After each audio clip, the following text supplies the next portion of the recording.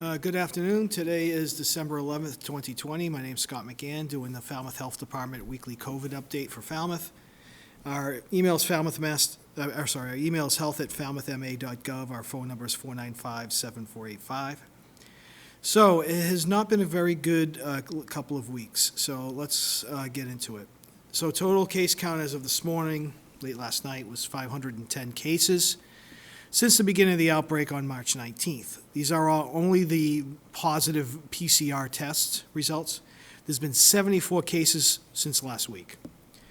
We're about 70% or so of cases no longer in isolation. Obviously, that number drops fast as we've just had such a huge, that's about, if you were looking at the summer, that might be 5 or 6 or so, 7 weeks worth of cases all in 1 week. They're not going to be out of isolation yet. So Falmouth right now is about 13% of all cases in Barnstable. We're 14% of the population, but last week we were down around 11.7%. So cases in Mid-Cape had blown up. Now that we're seeing an increase in cases, that we're sort of caught up. So we have had probably the worst week of the not in terms of number of cases, they have had more, but in terms of we've had our fair share. Let's just say that. So the VNA and the CTC, with the support from the Falmouth Health Department, continue to perform in isolation and contact tracing.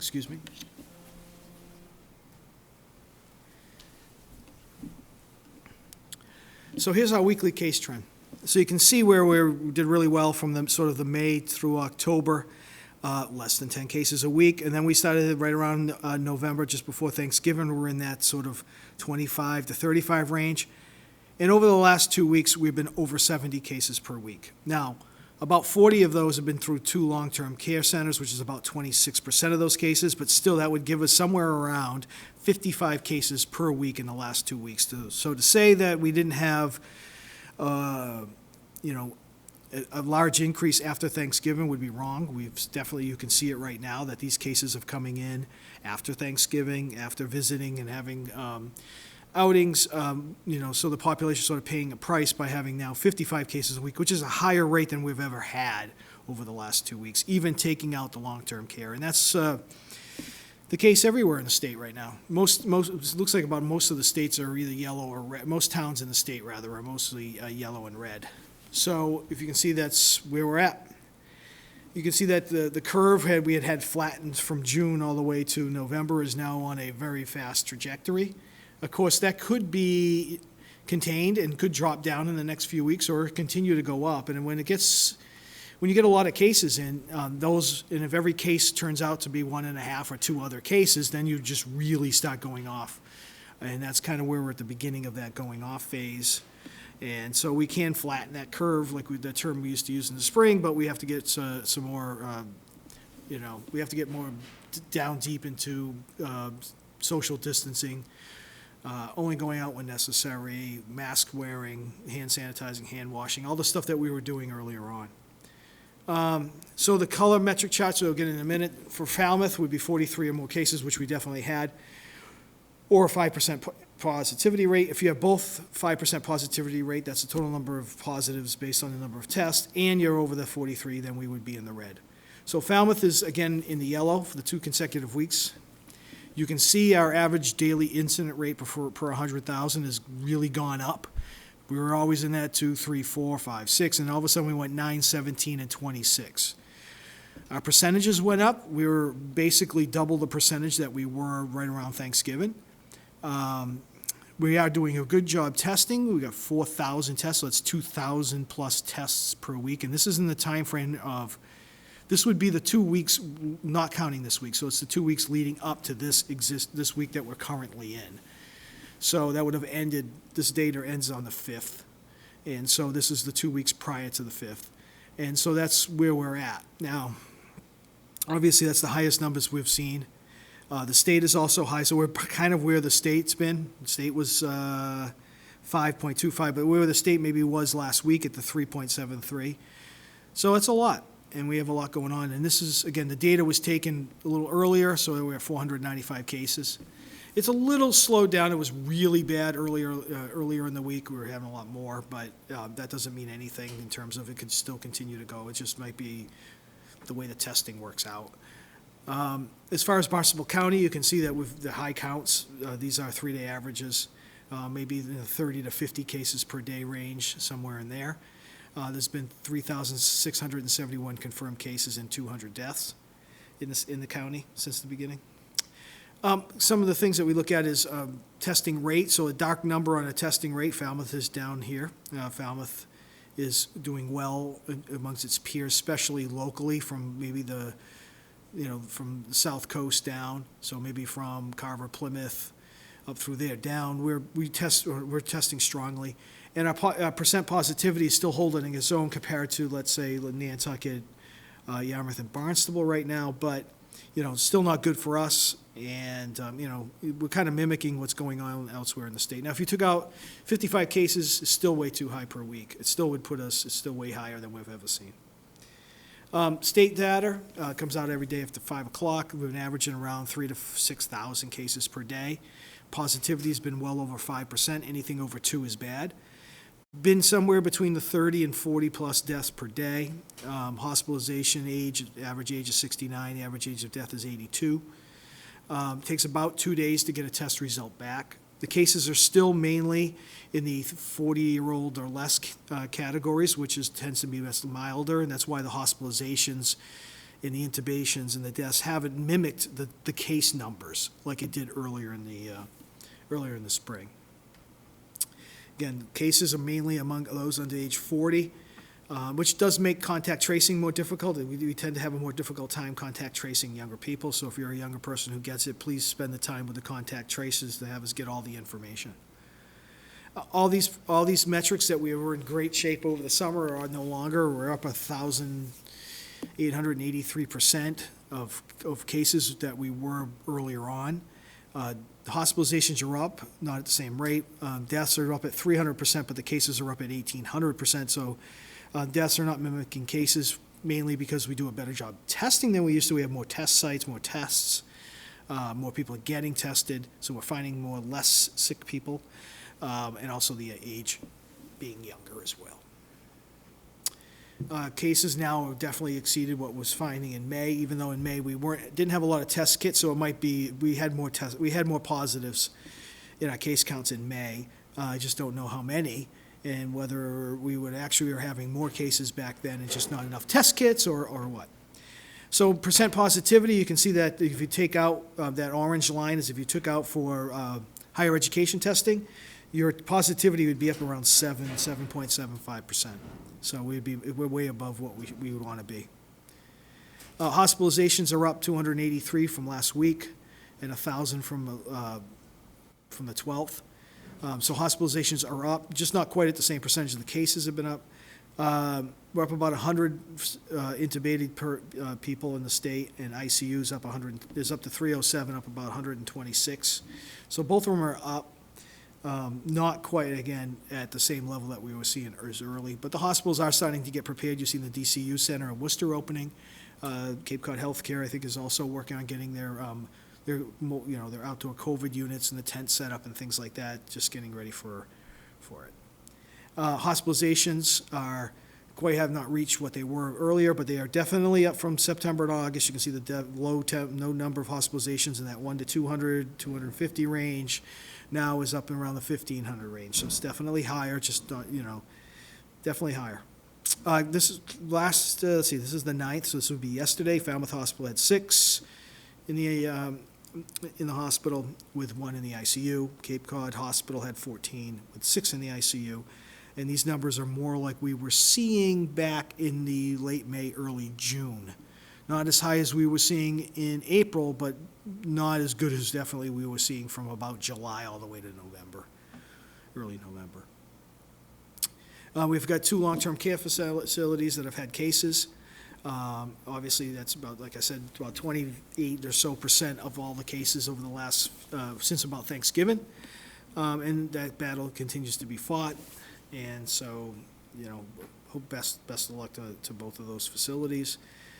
They work directly with the state epidemiologist, and they're working to control those.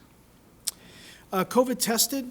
COVID testing beginning, the same normal places that you would get COVID testing, Falmouth Hospital by appointment, same call center, the 508-862-5595. It's still over at the hospital. That is still there.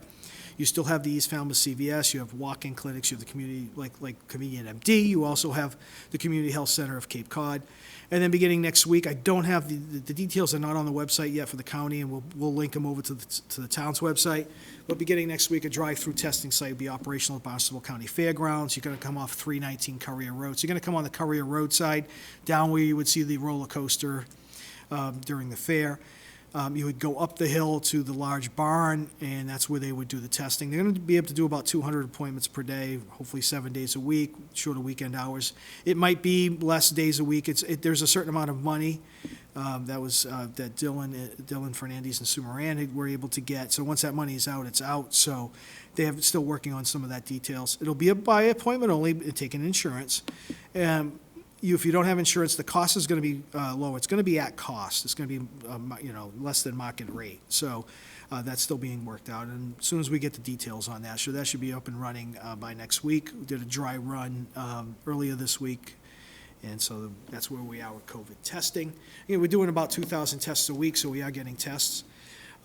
Diana Gammon, she's the MRC, which is the Medical Reserve Corps Director. If you were a nurse and you were looking to volunteer, especially as the vaccine gets rolled out, there may be a need for that. So their contact information. You can also, if you don't get it off this slide, you can go on the Barnstable County Health and the Environment website and get her contact information. COVID tests, I'll go over this quick. Still, PCR is the standard antigen test. The rapid test methods are good for rapid tests when you want to know quickly. Some of the pediatricians' offices have the antigen test. They're also going to get a PCR, but right now they have the antigen, some of them. It's rapid, but not quite as accurate. If you do test positive on the antigen, we're looking to have you get a PCR test, and that's the gold standard. That's the only way to be considered confirmed. The governor rolled back to phase 3, should be step 1. Reverse wrote that. Roll back to step 1, which means outdoor gatherings at venues and public spaces to 50 people, outdoor theaters and performance venues to 25% and no more than 50. The closure of indoor theaters and performance venues and a few smaller indoor recreational businesses like roller rinks and trampoline parks. And capacity goes from 50 to 40 at arcades, flight schools, gyms, libraries, museums, retail, offices, places of worship, lodging, golf, and movie theaters with no more than 50 people per theater.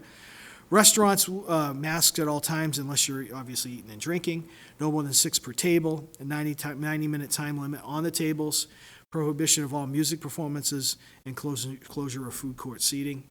And in workplaces, would be requiring masks require mask wearing in offices when not in your own workspace and alone. Mask wearing at all times at gyms and encouraging teleworking. So to me, it's a tweak. It's not really a big change. Most of the same things remain open.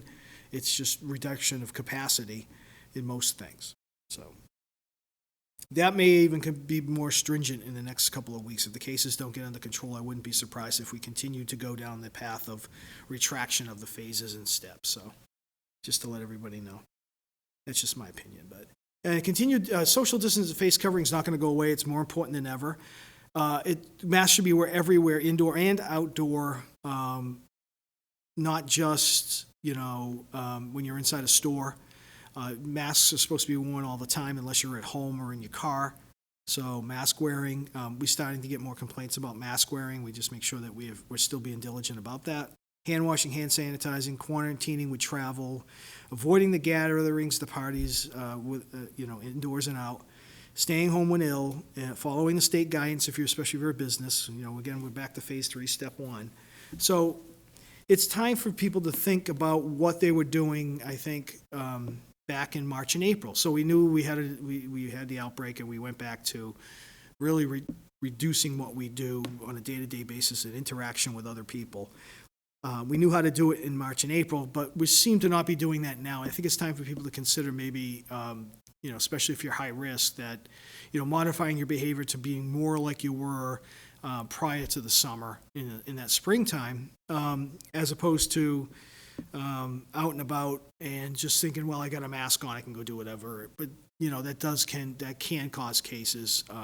It's really where we're finding most of the cases where like the holiday parties, the getting together, the gatherings, the smaller I got it from my niece, or picked it up from that, or there was I went to a party off Cape, and somebody called me further in the week and it was they were positive, and then I went and got tested and I was positive. That's where the most of these cases are coming from. There are some work and there are some type of things like that, but the majority of them are from small gatherings.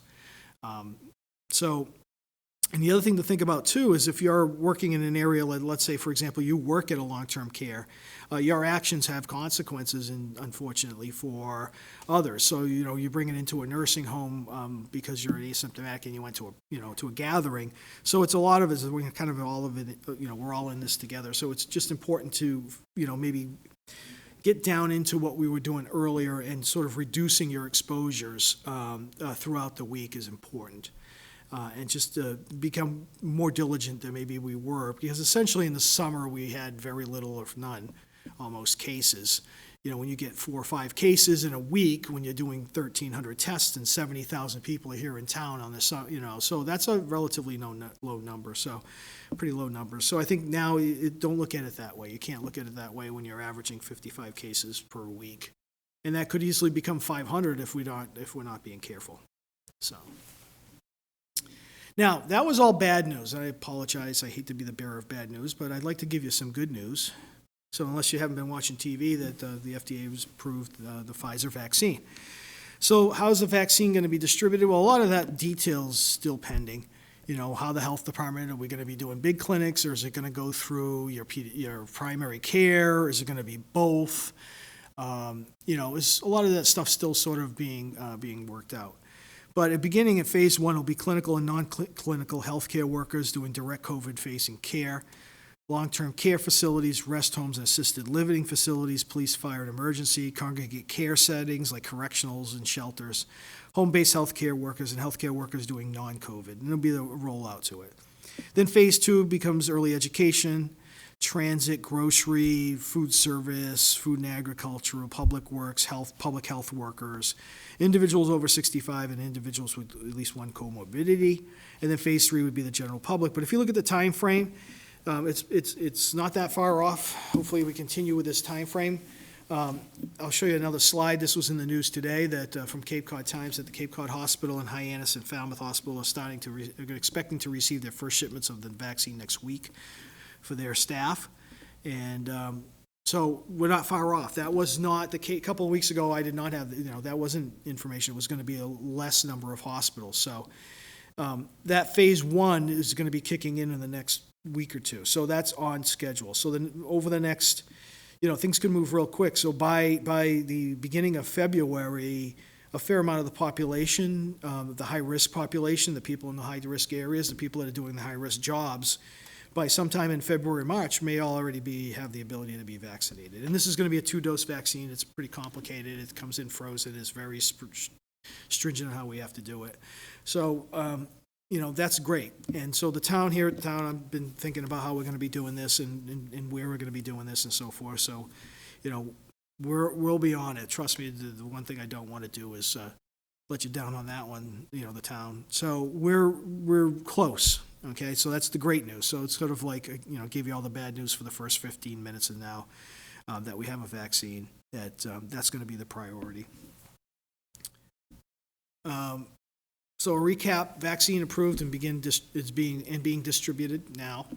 State metrics remain very high for the state. Falmouth cases the highest since the beginning of the pandemic, no doubt about it. We have 2 long-term case clusters in addition to the high case counts. Okay. It's not necessarily causing, like I said, about 25%. A couple of things: get tested even with mild symptoms. We've had a couple of people that didn't think they had it, but they did. And answer the calls from either the VNA, the state CTC, which might be a weird number. You'll get a text and a phone call to start it. And we're also in the health department. If we're seeing that the VNA or CTC hasn't been, we'll also make a call. When it comes from us, it comes from a local number. Maybe people are more likely to answer. It's important that we do contact tracing. And it's important that you get tested. There's another test site that's going to do a couple hundred tests a day. So we have a lot of testing compared to most towns, and so take advantage of it. If you do have symptoms when you go get tested, it's very important that you isolate yourself until you pen results if you're symptomatic. I guess my recap would be, it's time to get back into the seriousness that we were taking and individuals were taking back in the spring. Minimizing visits to places and visit people. It's keep an eye on the vaccine. Things are going to start rolling quick on that. But it's just remain diligent. We can flatten the curve. The best case scenario, instead of, having high counts for the next 10 to 12 weeks until the vaccine starts to get into enough of the population for it to go down, or we can sort of flatten the curve over the next few weeks, get back to where we were maybe in that sort of early November or mid-June sort of rate, and then be able to coast our way over to, not coast, but, be a bit more comfortable about the number of cases all the way down until you receive your vaccine. So that's all I have for this week, and stay safe. Thanks.